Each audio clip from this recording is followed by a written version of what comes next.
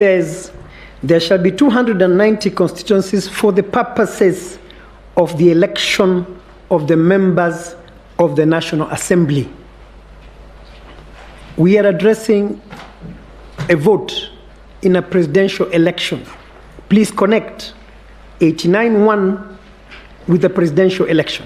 Otherwise, the way you left it hanging, someone would ask the question, what has this got to do with this court and the petition before us? I thank you, CJ. I thank you, Council. Yes, let me just take up from where Justice Lenaula has with Mr. Ndwiga. Mr. Ndwiga, if you look at Article 38(2), every citizen has a right to participate in elections. How then do you reconcile that with your argument on Article 89? Because constituencies don't vote, citizens do.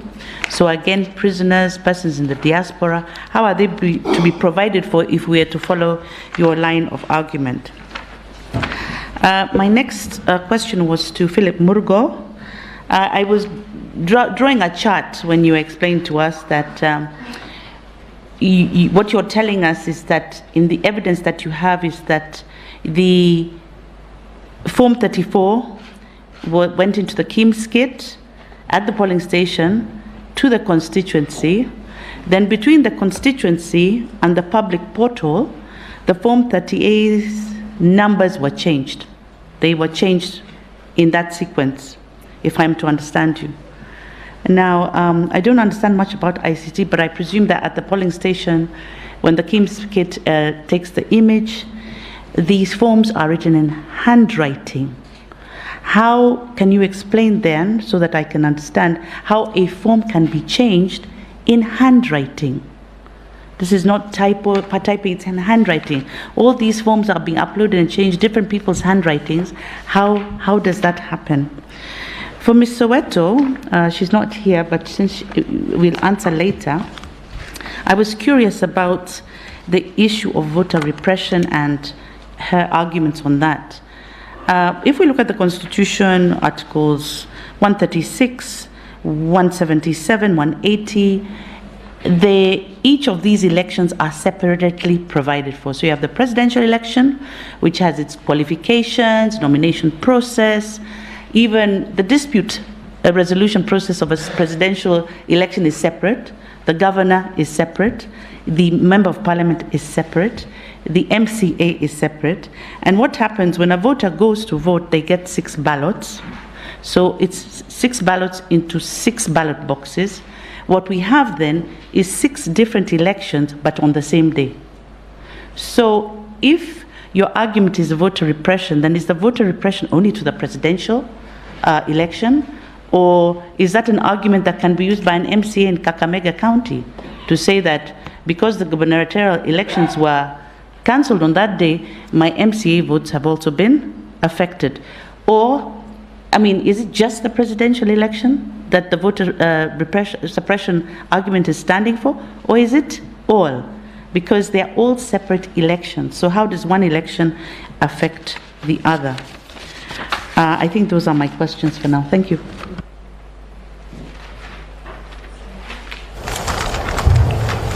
Thank you. Thank you, Chief Justice. Just a few questions. I think this could go to, I think, Mr. Orengo. You started us off with this elephant in the room, this 50% plus 1. And I've read the submissions, I've read the affidavits. There is something still surrounding this question of voter turnout, the percentage. It's like the beginning of where the controversy is located. What is the relevance of the percentage of voter turnout to determining whether a candidate marshaled the magical number? And then back to Mr. Murgor, this staging. Again, I've been intrigued. I've been reading. If I understood you correctly, And if I understand the affidavits correctly, we are having this Form 34A. The original, which is filled, leaves the polling station to go to the National Talent Center by road, let's say, for ease of understanding. Its image leaves to go to the same destination, but this time by air. Somewhere along the line, in mid-air, the image is captured. And then all sorts of things are done before it is re-uploaded. Which means, therefore, if you go to that captured image, which has been re-uploaded, you will find different content from what it had at the polling station. So, to determine whether that has actually taken place, you would have to go now to the tallying center and locate that one that left by road and compare. Is it possible that that capturing in mid-air also somehow magically changes the content of the one that left by road? Okay, just because I just want to understand. Then let's get back to the 4 commissioners, because this is serious. We were informed by, I think this must have been Mr. Nyamodi, quite graphically, that the 4 commissioners were allocated roles other than those for which they were appointed as commissioners. Some were heads of protocol, I think others were media, welfare. Interesting stuff here, allocating such roles to commissioners. Why didn't they protest? Is this chairperson we are dealing with such a terror that nobody can face him and tell him you can't do this? Because now what we are hearing, these are serious disclosures. Because you can imagine I being, but because I was annoyed by, not annoyed, upset by my friend Willis for having tried to compare that way. So I'm just wondering, why is it that very serious Kenyans did not seize that chance and protest to the Kenyan people that what we are being given, the roles we are being assigned, have nothing to do with tallying and verification and carrying out our constitutional mandate. I think this is tied to my colleague here, is why to the tail end? Because I'm sure the voter out there also wants to know. So let me leave it at that.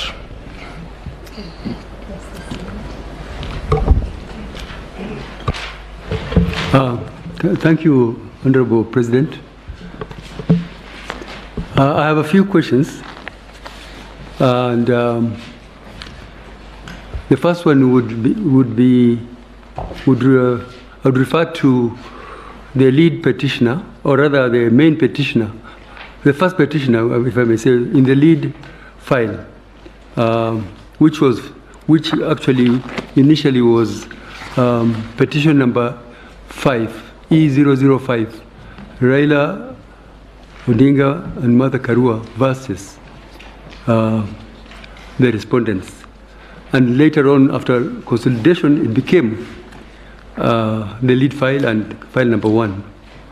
I'm concerned with the reliefs that are sought, the alternative relief sought. The first relief relates to the issue of scrutiny, which is ongoing, and the issue of the threshold, constitutional threshold of 50+1. And after the inquiry, you would like that after the scrutiny, election, and the inquiry on the election technology, all the claims which have been made, and that after there should be nullification of the results, and then an exercise of recount, And after the recount and tally, that the chair be directed to declare the petitioners as the petitioners, that's the two petitioners, Raila and Martha Karua, to be the successful, or to be the winners of the elections. That's one of the. So I was saying that we would like you to lay a basis, legal basis for this in your rejoinder. No remedy that has been pleaded is going to be taken casually. Every pleading, every relief that we have sought, we are taking it seriously as a court. Therefore, because you will not just do it cosmetically, you must be meaning it. So, is this doable? Is this feasible in law and in all other practical ways? We want justification, and from, I think even suggestions were there in 2017, but now we are here. So I would like you to firm up that and give us, justify the legal basis, the constitutional basis of that, and whether lawfully, constitutionally, that is possible. Of course, we'll be coming to the issue of the capacity, after all the allegations, the capacity of that chair carrying out, to be in charge of the exercise of the next process, if you are successful. But before that,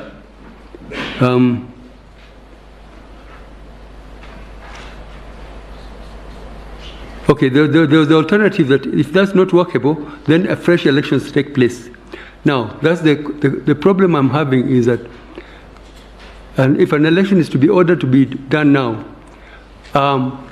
yet one of the reliefs you are seeking is that the chair and substantially the commission, but effectively the chair, you want us to hold him or to declare that he is not fit to hold public office because of his malfeasance, because of his the illegalities, irregularities, even allegations of fraud that he has perpetrated, that is not fit to carry out that exercise, to be in charge of such elections. Our Constitution, I believe, has never contemplated and envisaged such a serious situation, such a lacuna. And you know, we are all peaceful, loving people. We believe in the rule of law. We believe in constitutionalism. How is that possible? What are your proposals practically on the ground? If suppose this was done, how do you want us to navigate and apply the law? Is that possible within the law? These are serious issues. These are serious remedies you're asking for. In the meantime, what is the de facto state? What is the status quo? Is that underpinned under the law? These are the questions that we would like to ask, because as you know, in Kenya we have never had a state of emergency, and we all never contemplated, and I don't wish to think about it. Finally, yeah, actually that is all, because the other questions have been asked quite exhaustively by my colleagues. Thank you.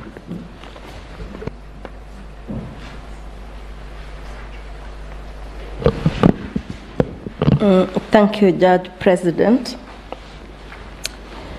The challenge one faces when they talk about the same subject at the end of a conversation by many people is that they find themselves repeating issues. But I will still ask what I had noted down during the proceedings, and you can choose the manner in which you will answer them. For Tim Orengo, my concern is,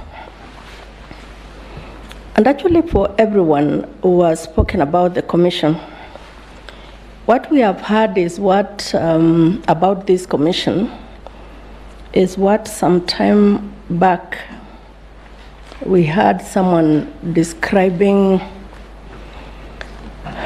was it an accident or something on TV, and we were told it looked like a video and drama. At least that's how I perceived the submissions on the commission.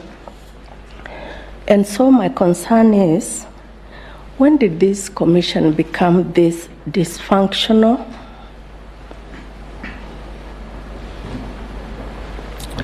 the effect of becoming that dysfunctional?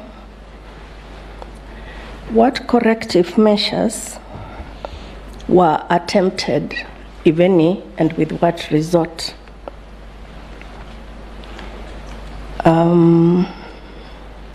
My second concern is from 34A. Minor Kiai told us that this election is done not at Bomas, but at the polling station. And for the presidential election, the return of that form is first by electronic transmission. And so, the way I understand it is that a photo would be taken of the form at the polling station. A photo. I want you to tell me whether it's called a photo or what it is called. Is it called a photo? Is it called an image? Is it called what? That's the question I'm asking. And so that time when it is taken, and as it is being sent originally, is it in PDF form? So the journey, because this has to be understood, the journey from the polling station to Bomas, the things that happen in between must be described by the nature of that image at the original place, at the starting point.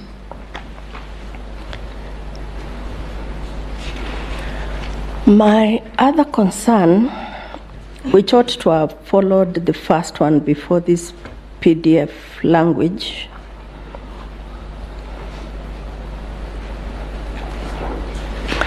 is what is to be done as a corrective measure against the chair of this dysfunctional commission. And is it to ignore the constitutional procedures and safeguards that are already in place? My final concern is concerning the relief to declare. What I have heard since morning,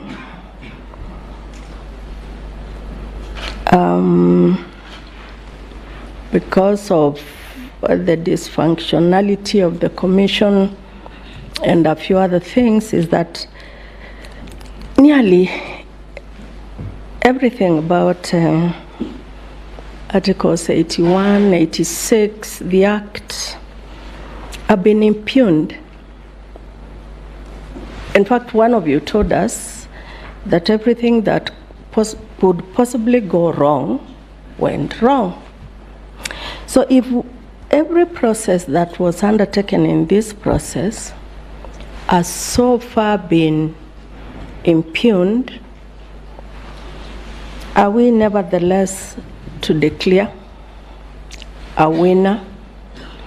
Are the figures, in the event that we arrive at figures that show that either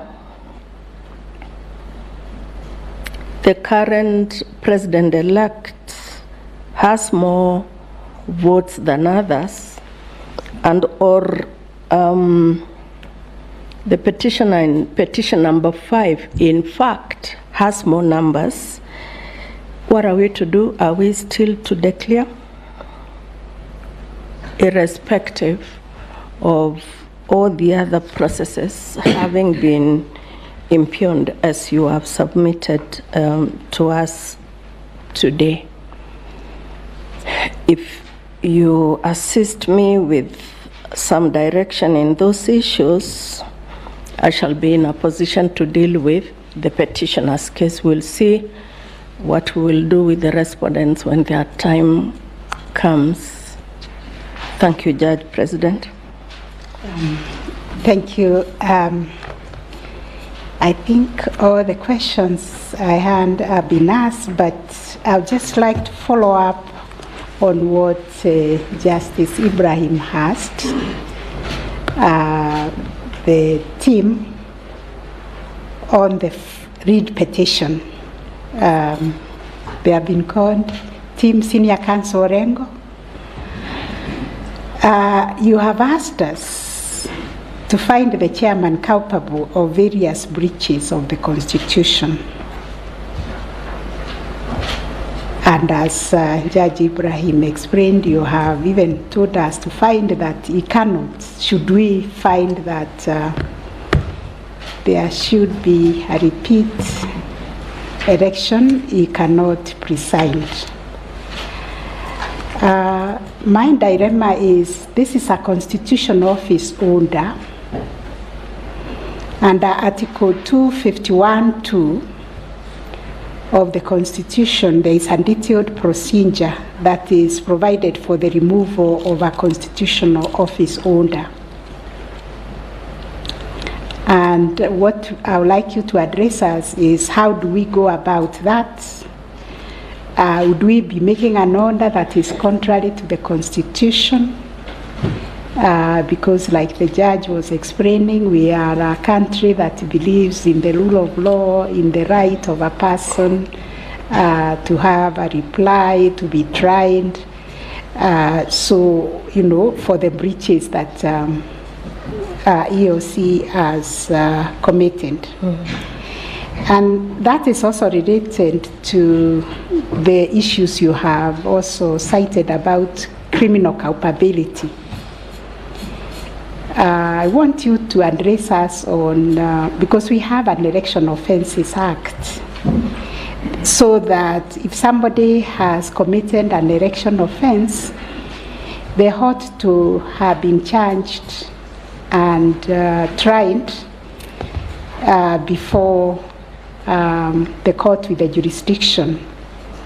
In this case, I know we gazetted some magistrates to deal with election offences, and my question is whether we wouldn't be usurping the powers of the magistrates if we have to make any order regarding election offences. Then to the team led by Senior Counsel Mr. Mwite for the 4 commissioners, I still want to understand at what point the commission ceased to function as a corporate entity. Is it when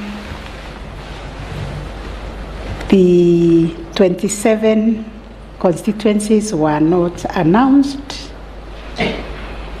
Or is it when, I am really trying to understand that, because we saw them announce regularly the results at the plenary in Bomas.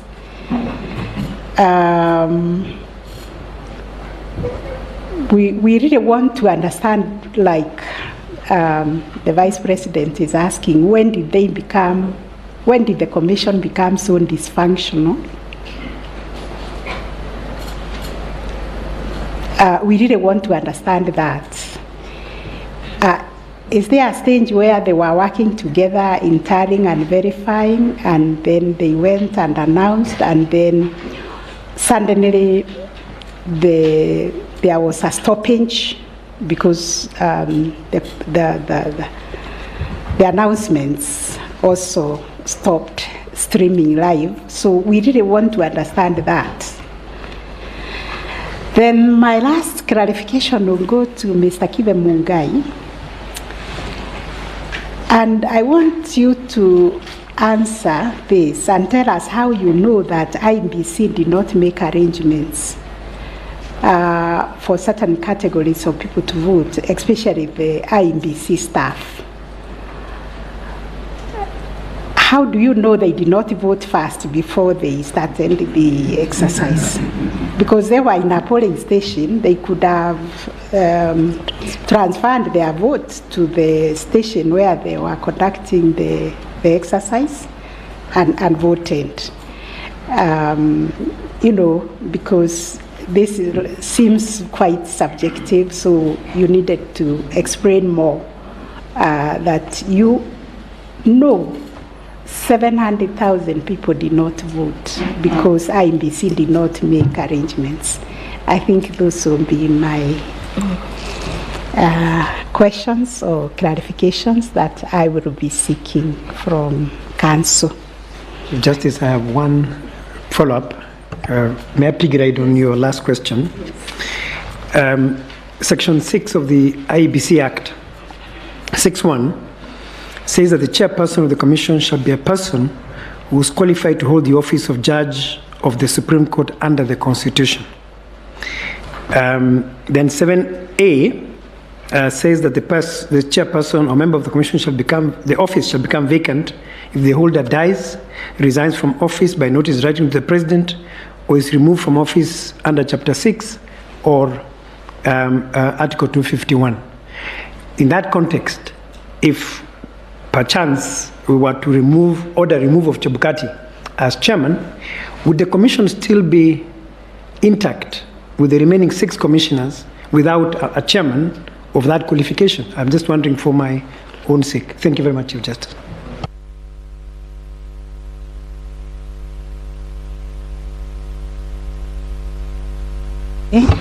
I think that brings us to the end of today's proceedings. It was a long day. Information, Madam Chief Justice. There is still an issue arising out of the scrutiny. I am told I would like my learned junior to explain, because he's the one covering the technical issue of the scrutiny. Good evening, my lady, the Chief Justice and the Honorable Judges of the Supreme Court. My name is Eric Gumbo. We've had interaction with my colleagues who are handling the scrutiny, and they give us the indication that there's been very good progress so far, but there's one specific issue which they would want to get clarification from this court on, that arises from order number 2. Specifically, the use of the word forensic image. Now, the applicants appear to be interpreting that to mean an opportunity to get the image of the entire server. Now, that is causing a bit of a concern, because then it means if they have the image of a server, technically they'll have gotten access to everything that certainly is contained in that server. It means that that order will be so far-reaching that after that event, it may not be possible for the IEBC to use that server again. It then particularly concerns the Commission, because